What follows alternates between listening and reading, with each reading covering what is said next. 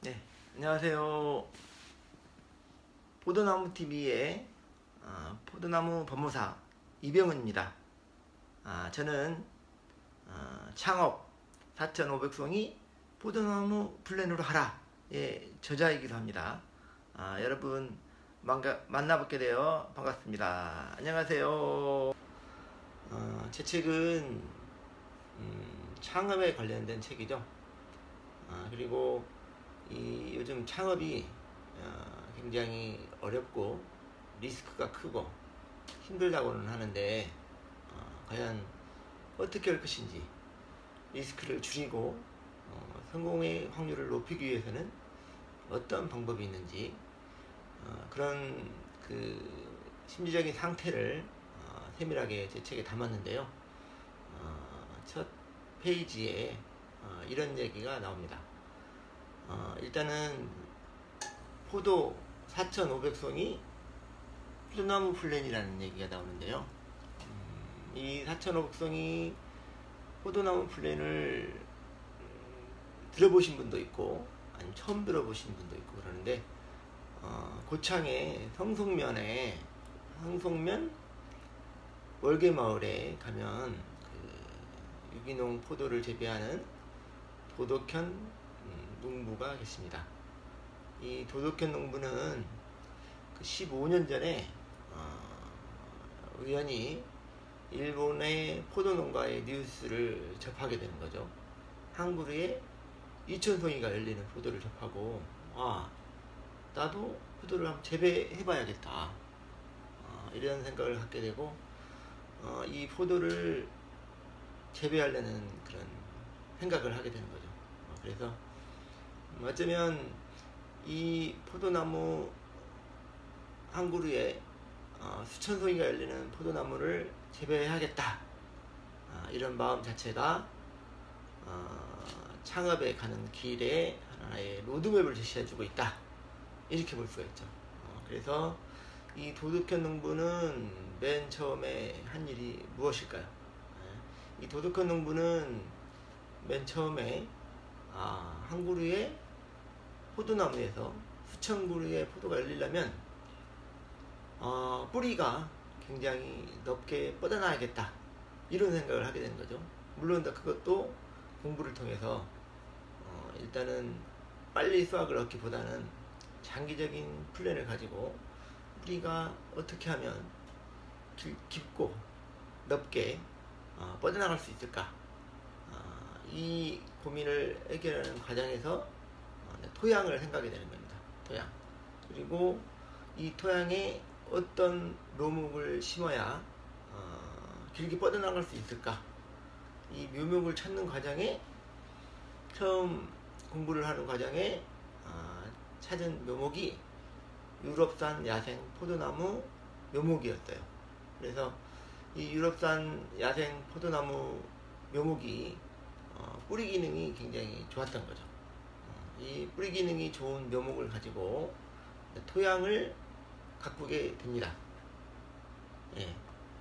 근데 이 토양에는 그냥 일반 토양으로는 그 묘목이 뻗어나가기에는 한계가 있을 것이다, 이렇게 생각을 하게 되죠. 그래서 이 토양에는 여러 가지 재료가 들어가 있는 거죠. 그래서 이 포도나무 묘목, 뿌리 기능이 좋은 포도나무 묘목에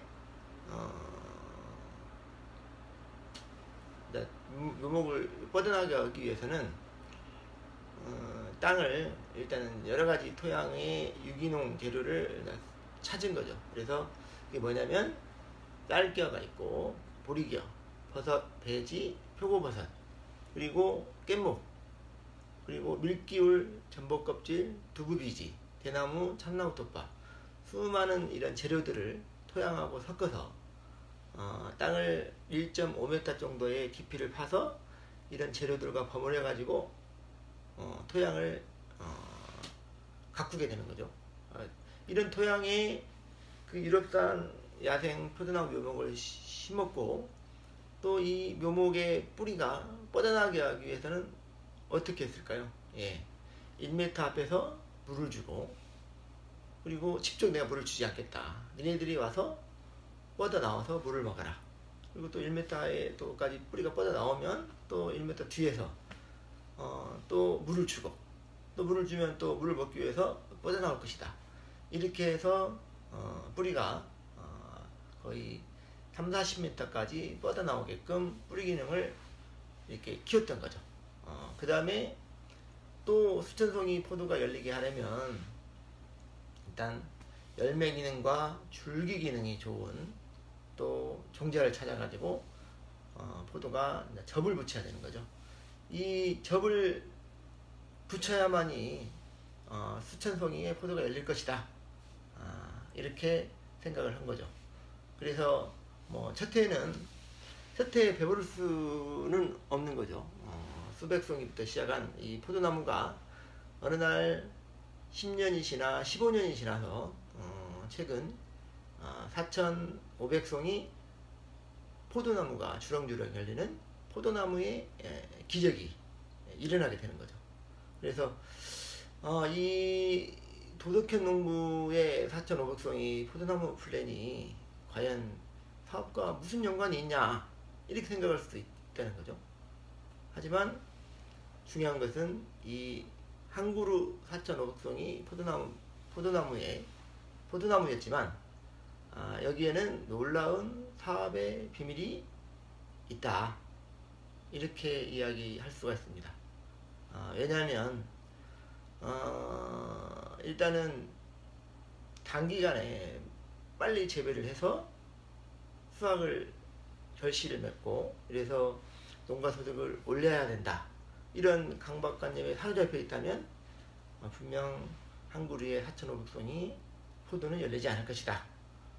이런 생각을 하게 된 거죠. 그래서 사업도 단기간에 어떤 성과를 내고 많은 돈을 벌려고 생각하면은 결코 미래에 큰 사업을 성공을 이룰 수 없다.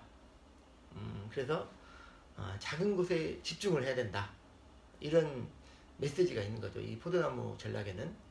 그래서 사람마다 각자 나름대로의 유전적인 능력이 있다는 겁니다. 그래서 자기가 좋아하는 분야, 자기가 좋아하는 취미, 그다음 적성 이런 것들을 찾아서 4,500송이 포도나무 플랜으로 나아가야만이 자영업의 성공 확률을 높일 수 있다. 이렇게 본 거죠.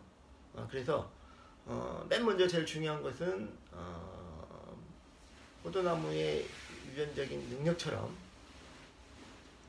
본인들의 사업을 하고자 있는 본인의 유전적인 능력이 어떤 것인지 먼저 아는 것이 제일 급선무다. 이렇게 볼 수가 있고, 그런 것을 찾았으면은 장기적인 플랜을 가지고 4,500송이 포도나무 플랜을 적용시켜야 된다. 이런 얘기를 하고 있습니다.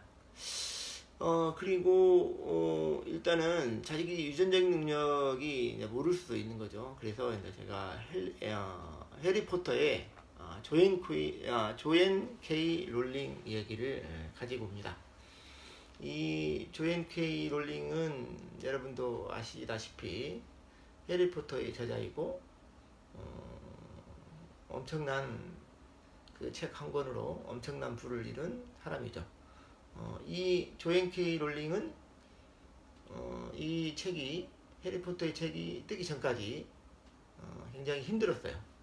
연금을 국가에서 지급해주는 연금을 가지고 생활했고 그랬지만은 어느 날 갑자기 기차여행 중에 기차가 고장이 나서 그 기차여행 중에 4시간 동안에 고립된 시간에 어떤 소설을 써봐야겠다. 그런 아이디어를 찾게 된 거죠. 그래서 그런 아이디어가 결국에는 상상력으로 이어지게 되고 또 소설로 이어지게 되고 본인의 유전적 능력을 찾아서 결국에는 엄청난 소설에 반열에 오르는 이런 조앤 K 롤링의 애를 보듯이 어쩌면 본인들의 그 유전적 능력을 모르고 살아갈 수가 있습니다. 그러나 이 유전적 능력은 하나님이 주신 유전적 능력은 분명히 있다.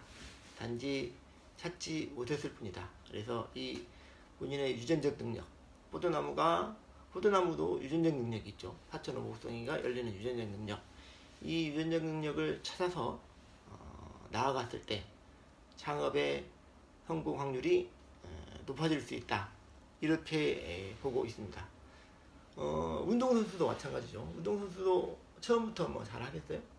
물론 저는 큰아들을 프로골프로 키웠지만 뭐 운동 소질이 있는지 없는지는 모르잖아요. 그래서 꾸준하게 본인의 유전 능력이 있다는 것을 믿고 꾸준하게 했을 때 분명히 거기에는 성과가 있을 것이다. 그래서 그 조급한 마음을 버리고 꾸준하게 찾아서 유전적 능력을 찾아서 갔을 때 사업 확률이 높아질 수 있다. 이렇게 이야기를 하고 있습니다. 그래서 포도나무 TV를 시작하는데 여러분들이 제 그 유튜브 동영상을 보고 좋아요 눌러주시고 구독 버튼 눌러주시고 그러면 감사하겠습니다. 다음 시간에 만나 뵙겠습니다. 안녕히 계세요.